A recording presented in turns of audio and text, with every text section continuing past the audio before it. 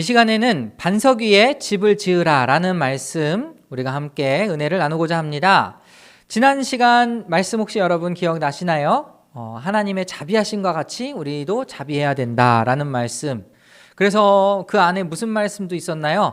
남을 함부로 심판하지 말아라, 판단하지 말아라 라는 말씀도 있었고, 원수를 사랑해라 뭐 이런 말씀도 있었습니다. 혹시 그 말씀을 기억하면서 한 주를 사신 분 계신가요?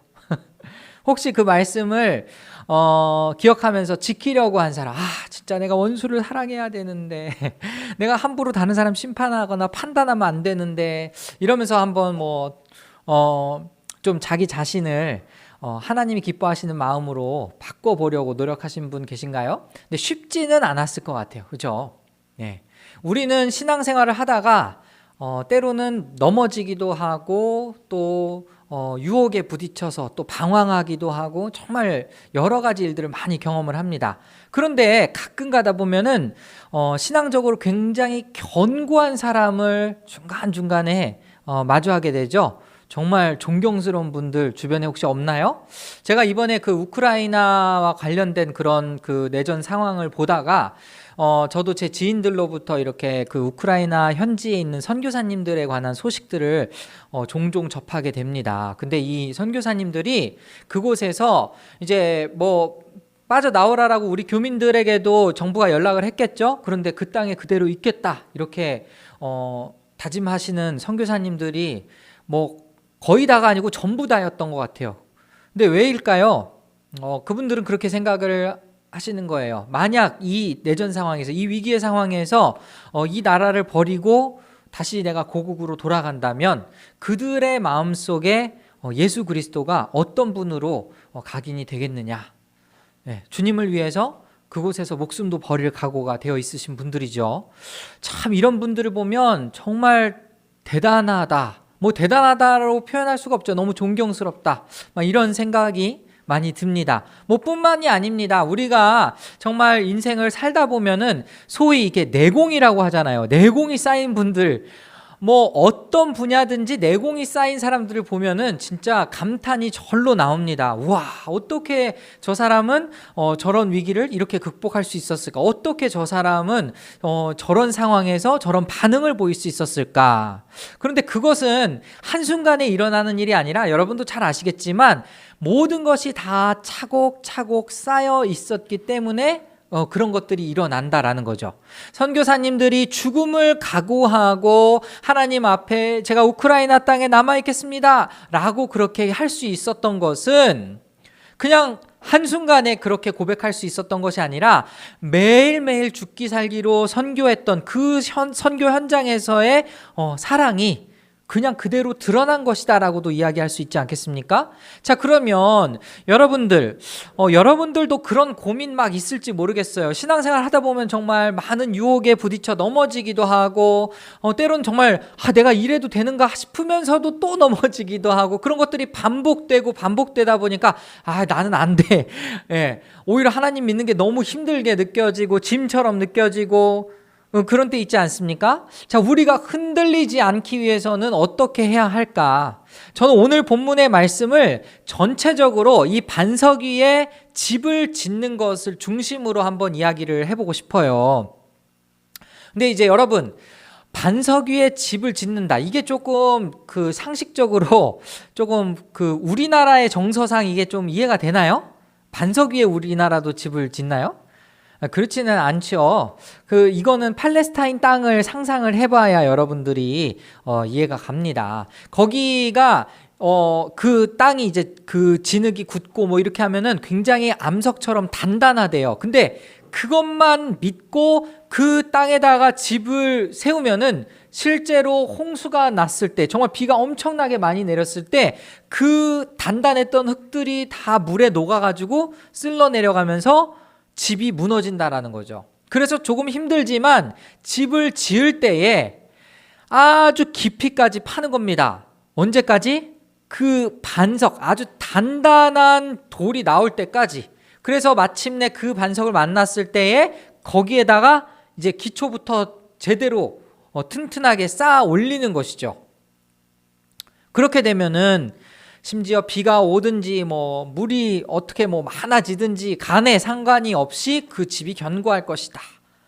네. 그게 오늘 예수님께서 가장 마지막에 우리에게 하신 그 비유이지 않습니까? 근데 이 비유가 뭐예요? 내 말을 듣고 지키는 사람은 이 단단한 반석 위에 세운 집과도 같다.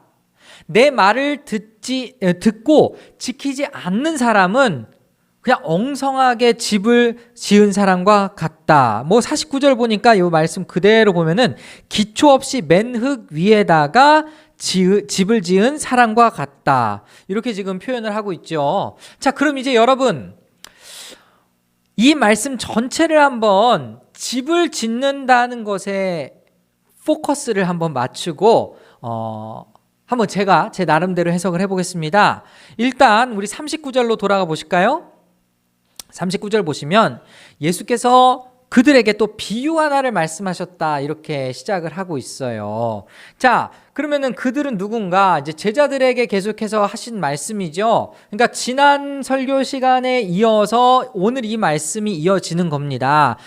하나님 나라 백성이라면 너희들은 이미 복을 받은 것이다. 복된 상태다. 그리고 그 다음에 지난주에 있었던 말씀은 하나님의 자비하심과 같이 너희도 자비해라. 다른 사람들을 함부로 심판하지 말아라. 판단하지 말아라. 이런 말씀을 주셨는데요. 근데 이제 오늘은 약간 그러니까 남에 대해서 판단을 절대 하지 말라라는가?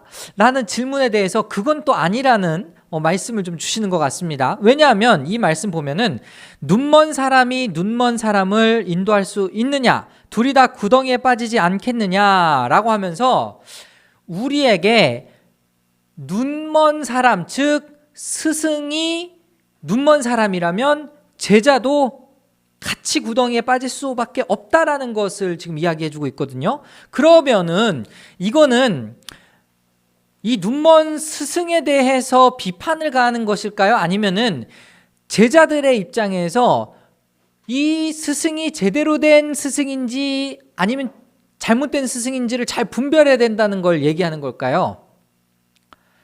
물론 두 가지 다 적용을 할 수 있겠지만 제자들이 청중이라는 것을 감안을 한다면 어떻습니까? 조금 우리가 제대로 판단을 해야 된다라는 것을 지금 깨어서 우리가 누구의 말씀을 듣고 따라야 하는지를 우리가 잘 판단해야 된다라는 말씀으로 들리지 않습니까? 40절 보시면 제자는 스승보다 높지 않다 이렇게 이야기하고 있습니다. 그러니까 지금 이 말씀은 제자의 포커스가 조금 맞춰져 있다라는 거예요. 제자가 어떻게 해야 되는지에 대해서. 나의 스승을 눈먼 스승으로 모시면 똑같이 그 스승과 함께 구덩이에 빠질 뿐입니다. 그러나 참 스승을 만나면 구덩이에 빠지지 않고 살아날 수 있겠죠? 40절의 말씀을 계속 이어서 말씀드리면 그러나 누구든지 다 배우고 나면 자기의 스승과 같이 될 것이다 이렇게 나와 있습니다. 개역개정에서는 온전하게 될 것이다 라고 이야기하거든요. 그럼 여기에서 참 스승은 누구인가 라는 질문을 던지면 온전하다라는 단어에서 우리가 힌트를 얻을 수 있어요. 우리의 참 스승은 예수님 한 분밖에 없다라는 것이죠. 왜요? 예수님이 온전한 분이기 때문에. 예수님만 온전한 분이기 때문에. 그래서 우리가 그 스승을 따르면 그 스승을 여기 지금 오늘 말씀 그대로 누구든지 다 배우고 나면이라고 써 있는데 이건 사실 훈련을 한다라는 것과 비슷한 의미가 들어 있습니다. 이 문자에는. 그래서 우리가 그 스승을 따라서 훈련을 하고 배우고 열심히 따르면 예수님만큼 온전해질 수 있다라는 거예요. 자, 그러면은 그 훈련은 한순간에 이루어질까요? 예수님의 가르침을 배우는 것 한순간에 이루어질까요? 그렇지 않죠. 상당한 시간이 필요할 것 같습니다. 근데 지금 여기에서 도전을 주는 것은 스승과 같이 온전해질 것이다라는 그 도전을 주시는 거죠. 여기에서 눈먼 스승들은 또 누구냐? 왜 눈이 멀었다고 이야기하느냐? 그 당시의 종교 지도자들이 눈이 멀어서 누구를 알아보지 못했습니까? 예수님을 알아보지 못했던 거죠. 하나님의 아들이신 예수님을 알아보지 못하니까 그들은 눈먼 상태에 있었습니다. 그들의 가르침대로 따라가다 보면은 그들도 눈멀 수밖에 없죠. 그런데 참 스승이신 예수님을 따라가다 보면 우리도 주님만큼 온전해질 수 있다. 이렇게 지금 도전을 주시는 겁니다. 자, 그리고 이제 41절부터 보시면 어찌하여 너는 남의 눈 속에 있는 티는 보면서 내 눈 속에 있는 들보는 깨닫지 못하느냐, 이런 질문을 던지십니다. 여러분, 이것도 굉장히 유명한 말씀이지 않습니까? 다른 사람의 아주 작은 허점, 다른 사람의 아주 조그만 단점은 너무 크게 확대해서 이야기하고 너무 잘 보면서 왜 너는 네 자신에게 있는 단점은 보지 못하느냐, 이거죠. 근데 이 당시에 그 건축을 할 때 세우는 들보의 크기와 이 티끌과 비교가 되겠습니까? 아니죠. 근데 사람은 다 그렇다라는 거예요. 내 단점, 아무리 큰 단점 안 보여요. 다른 사람의 단점 아주 조그만 것도 잘 보입니다. 그러나 자, 여러분 42절 한번 보실까요? 너는 내 눈 속에 있는 들보를 보지 못하면서 어떻게 남에게 친구야, 내가 내 눈 속에 있는 티를 빼줄 테니 가만히 있어라 하고 말할 수 있느냐? 위선자야, 먼저 내 눈 속에서 들보를 빼내어라, 이렇게 말씀을 하십니다. 자, 다른 사람을 먼저 판단하기 전에 내 자신을 먼저 잘 바라보아야 한다, 이 말씀이시죠. 자, 근데 이것도 제가 생각했을 때는 훈련의 과정인 것 같아요. 다른 사람의 부족한 부분이 보였을 때 그것을 먼저 정죄하는 것이 아니라 혹시 내가 그런 것은 아닌지, 만약에 우리가 그런 태도로 산다고 상상을 해보겠습니다. 계속해서 그러면 무슨 일이 일어날까요? 그 다음 절 한번 같이 읽어보실까요? 자, 42절 후반절, 그리해야, 같이 한번 읽어보겠습니다. 시작. 그리해야 그때에 네가 똑똑히 보게 되어서 남의 눈 속에 있는 티를 빼줄 수 있을 것이다. 여러분, 이거 굉장히 중요합니다. 뭐냐면은 다른 사람을 향해서 절대로 판단하면 안 돼, 절대로 비난하면 안 돼, 성경이 꼭 그렇게 얘기하는 건 아니라는 거죠. 충분히 자기 자신을 성찰하고 그리고 자기 자신에 대해서 잘 살펴보고 그것에 대해서 훈련이 되고 나면 비로소 다른 사람에게 있는 들보도 빼어낼 수 있는 거고 티도 빼어낼 수 있는 거고 그럴 수 있다라는 거예요. 이해 가시겠습니까? 이게 한순간에 일어나진 않겠죠? 계속해서 또 살펴볼까요? 자, 이제 43절부터 보면은 좋은 나무와 나쁜 나무의 예가 있습니다. 좋은 나무가 나쁜 열매를 맺지 않고 또 나쁜 나무가 좋은 열매를 맺지 않는다. 이건 뭘까요? 그 다음에 또 나오지만 가시덤불에서 포도나무 열매가 나오는 거 말이 됩니까? 안 되죠. 나무가 좋아야 좋은 열매를 맺는다. 그리고 나쁜 나무는 나쁜 열매를 맺는다. 포도나무에서 사과를 딸 수가 없죠. 사과나무에서 포도를 딸 수도 없고요. 그런데 지금 우리를 열매를 맺는 나무처럼 묘사를 하고 있습니다. 자, 그러면은 여러분은 어떤 나무가 되어야 할까요? 뭐 너무 당연한 얘기지만 좋은 나무가 되어야 된다라는 것을 이야기하고 계시는 거잖아요. 그죠? 근데 엄밀히 말하면은 여러분 보고 좋은 나무가 되어라라고 말씀하시는 건 아닙니다. 왜냐? 우리 요한복음 12장에 말씀 혹시 작년에 제가 선포했던 말씀인데 기억나시나요? 나는 포도나무요 너희는 가지다. 이미 나무는 예수님이 나무예요. 예수님이 나무고 우리가 가지라면은 우리가 그 나무에 접붙임만 되어 있기만 하면 됩니다. 그죠? 그러면은 이 좋은 나무의 나뭇가지가 되어서 열매를 맺는 것은 우리의 몫이 되는 것이죠. 그럼 여러분, 그 열매가 한 번에 갑자기 어느 날 하루아침에 막 맺어지겠습니까? 네. 막 포도가 알이 송송송송 맺히는 게 하루아침에 되겠습니까? 그렇지 않겠죠. 좋은 나무의 접붙임을 받아서 열매를 맺는 것도 상당한 시간이 걸릴 것입니다. 제가 계속해서 뭐 다른 사람을 티를 빼내는 것이든지 아니면 좋은 열매를 맺는 것이든지 상당한 시간이 걸린다라는 것에 초점을 두고 여러분께 말씀을 드리는 거 이해 가시나요? 본격적으로 45절에 그 결정판이 나오죠. 선한 사람은 그 마음속에 갈무리해 놓은 선 더미에서 선한 것을 내고, 악한 사람은 그 마음속에 갈무리해 놓은 악 더미에서 악한 것을 낸다. 마음에 가득 찬 것을 입으로 말하는 법이다. 그럼 여러분, 선한 것이 한순간에 나온다는 얘기입니까? 아니죠. 내 마음속에 있는 수많은 선 더미에서 그냥 저절로 나오게 되는 게 선한 행위인 거죠. 맞습니까? 오늘 본문의 말씀에 의하면 이건 그냥 한순간에 일어나는 것이 아니라 내 마음속에 차곡차곡 쌓아놓은 선 더미가 조금씩 나가는 걸 의미해요. 그래서 여러분, 우리의 말은 우리의 마음이 계속적으로 표현되고 있는 거 아니겠습니까? 내가 오늘 뭐 짜증이 나고 내가 오늘 화가 났어요. 그 사람 쿡 찔러보면 좋은 말이 나오겠습니까? 내 마음속에 정말 화가 가득 차 있는데 그렇지 않겠죠?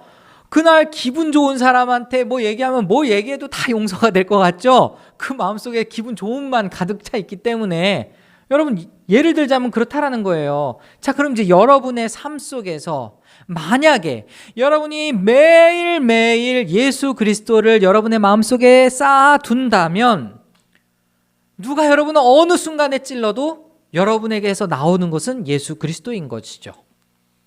그렇지 않습니까? 그럼 이제 여러분, 이제 조금씩 말씀의 퍼즐이 뭐 좀 정리가 되지 않습니까? 예수님이 참 스승이세요. 우리는 어떤 말씀이 진리의 말씀인지, 그리고 어떤 사람이 맹인이고 어떤 사람이 참 스승인지를 잘 분간해야 됩니다. 그리고 그 스승의 온전함에 이르기까지 충분한 노력이 필요해요. 그리고 우리가 어떤 개인적인 삶을, 그러니까 내 자아를 성찰함에 있어서 다른 사람의 티를 발견하는 것보다 내 들보를 먼저 발견하고 고치는 것, 그러한 과정이 필요하다라는 겁니다. 그리고 이어서 계속해서 우리가 마음속에 선을 쌓고 또 예수 그리스도를 쌓아갈 때에 그때 비로소 조금씩 우리 마음속에 있는 선이 드러난다라는 거예요. 여러분, 누군가가 여러분에게 선하게 사는 방법을 가르쳐주지도 않았는데 어떻게 선하게 살 수 있겠습니까? 예를 들어서 우리가 지금 우크라이나를 도울 수 있는 방법이 뭐가 있지? 주변에서 가르쳐주지 않으면 사실 이거는 실제적으로 행동하기가 쉽지 않습니다. 적어도 우크라이나를 위해서 기도하자라고 누가 도전을 주든지 아니면 평화의 시위를 함께 동참하자라고 하든지 주변 사람들이 그런 외침을 계속 얘기를 하면은 언젠가는 내 마음속에도 그런 울림을 통해서 내가 움직일 수밖에 없겠죠. 그렇지 않습니까? 그냥 자연스럽게 마음속에 있는 게 나오기 마련입니다. 그게 나무로 따지면 어떻습니까? 좋은 나무에 접붙임돼서 열매를 맺게 되는 것이죠. 선한 나무에 접붙임되어서 열매를 맺게 되는 것이죠. 여러분과 하나님과의 교제가 왜 중요한가? 제가 뭐 종종 얘기합니다. 우리 뭐 아람이한테도 얘기하고 주변에 우리 청년들한테도 얘기하지만 세상에서 제일 힘든 게 뭐냐? 꾸준함이에요. 꾸준함. 오늘도 빠짐없이 기도하는 거, 오늘도 빠짐없이 말씀 보는 거 정말 쉽지 않습니다. 그런데 그 말씀을 보고 기도를 하는 것, 매일매일 조금씩 하는 것이 쌓이면 어떻게 됩니까? 하나님과 매일매일 교제가 쌓이면 하나님을 닮아가는 것이죠. 그럼 우리 속에 나중에는 뭐가 조금씩 마치 스폰지를 밟았을 때 물이 축축축 나오듯이 뭐가 나오겠습니까? 하나님의 성품이 조금씩 나오지 않겠습니까? 그 말씀이에요.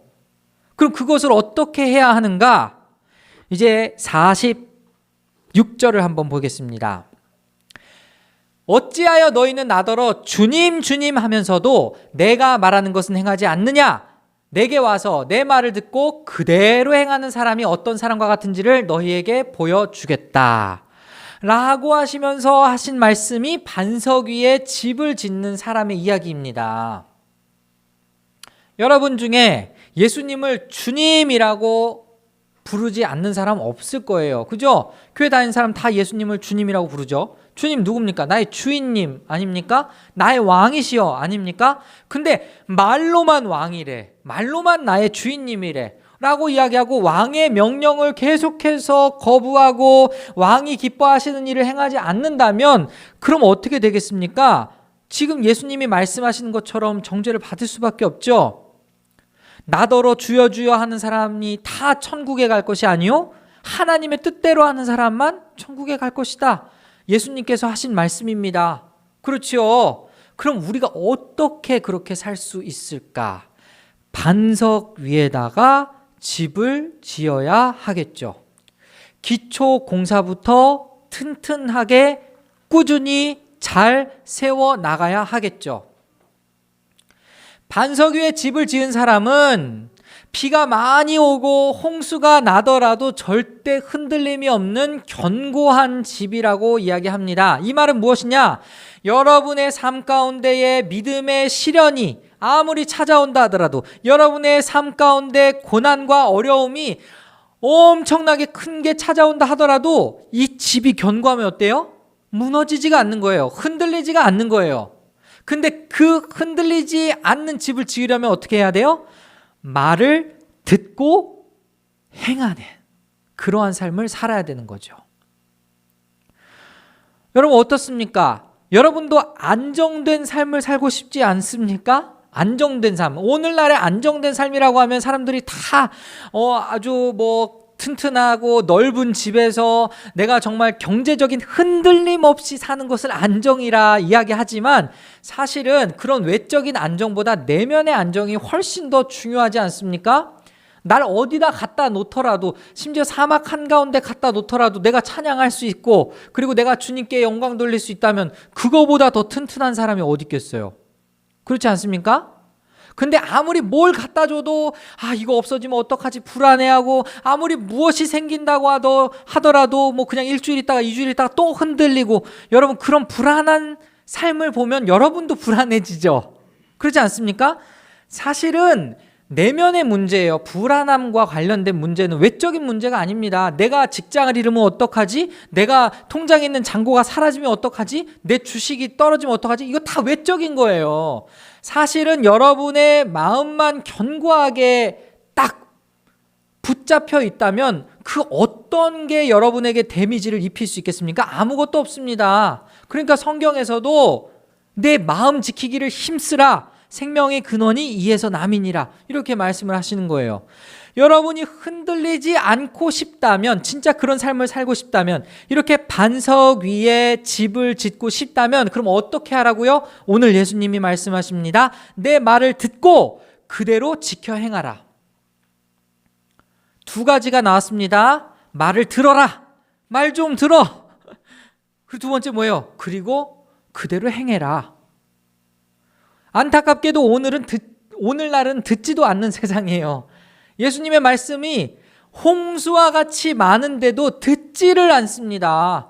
여러분 지금 당장 유튜브를 켜놓고 또 말씀을 찾아보면 얼마나 많이 올라옵니까? 그죠? 그리고 이제 성경책 다 여러분 주머니에 넣고 다니잖아요. 옛날에는 성경책이 무겁다 보니까 어떤 성경책도 팔렸습니까? 그 성경책을 다 쪼개가지고 이렇게 10권짜리로 12권짜리 이렇게 묶어가지고 그 조그만 성경으로 만들어서 팔기도 했고 가지고 다니기 편하게 그렇게 했잖아요. 근데 요즘엔 그런 것도 아마 상품성이 없을 거예요. 왜? 다 이제 핸드폰이 있으니까. 핸드폰 속에 말씀이 있으니까. 핸드폰 속에 말씀이 있는데 말씀을 읽지 않는 게 문제인 거죠. 그렇지 않습니까? 5분이면 되는데 그 5분조차도 하나님과 교제하는 게 너무 마음에 배 꼬이는 거예요. 막 내가 하고 싶은 게 먼저 너무 많고. 그런데 여러분 그렇게 살다 보면, 하나님의 말씀을 외면하고 살다 보면 결국에 여러분의 짓는 집은 홍수가 났을 때 무너질 집입니다. 그렇게 하나님의 말씀을 외면하고, 아니 하나님의 말씀 듣긴 들었는데 그냥 내가 살고 싶은 대로 그냥 그대로 살아낸다면 언젠가 그 집에 우박이 들이칠 때, 천둥번개가 칠 때, 창수가 날 때 그냥 무너지고 말 거라고요. 여러분의 인생의 위기를 만났을 때 다 무너져 내리고 말 거라고요. 그렇지 않으려면 어떻게 해야 됩니까?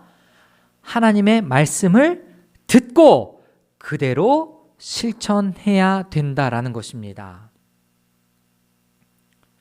야고보 사도께서도 말씀하시죠.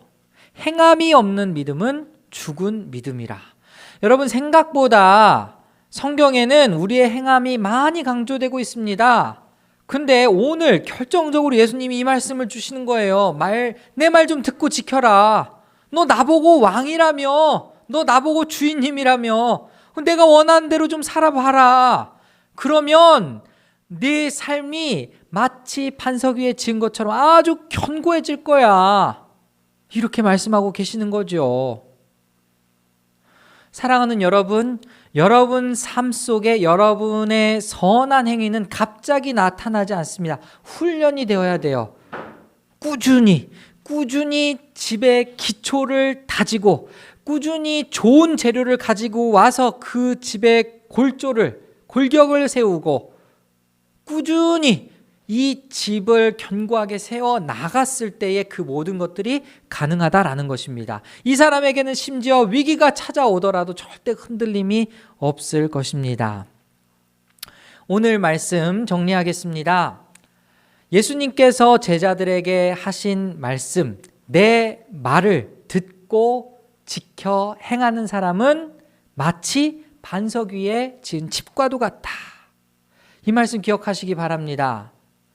여러분의 삶에 반복되는 흔들림으로 인해서 낙심하고 좌절하는 일이 많았다면 이제 조금씩 다시 한번 하나님의 집을 잘 건축하는 데에 힘써 보시기 바랍니다. 말씀 딱 두 가지로 요약할 수 있어요. 내 말을 들어라. 그리고 내 말을 지켜라. 하루아침에 우리의 마음에 선이 나타나는 것이 아닙니다. 하루아침에 예수 그리스도의 닮은 성품과 형상이 그냥 드러나는 게 아닙니다. 꾸준히 쌓였을 때에, 그것이 내 마음속에 이만큼 큰 더미가 되었을 때에 그냥 막 삐져나오는 거예요. 그냥 나는 말했을 뿐인데 다른 사람에게 위로가 되고, 그냥 내가 말을 했을 뿐인데 다른 사람에게 힘이 되고 도전이 되고, 이렇게 되는 것입니다. 이 말씀을 통해서 다시금 여러분이 이 훌륭한 건축가들이 다 되어서 정말 견고한 반석 위에 집을 짓고 하나님께 영광 돌리는 복음에 합당한 삶을 살 수 있기를 간절히 소원합니다.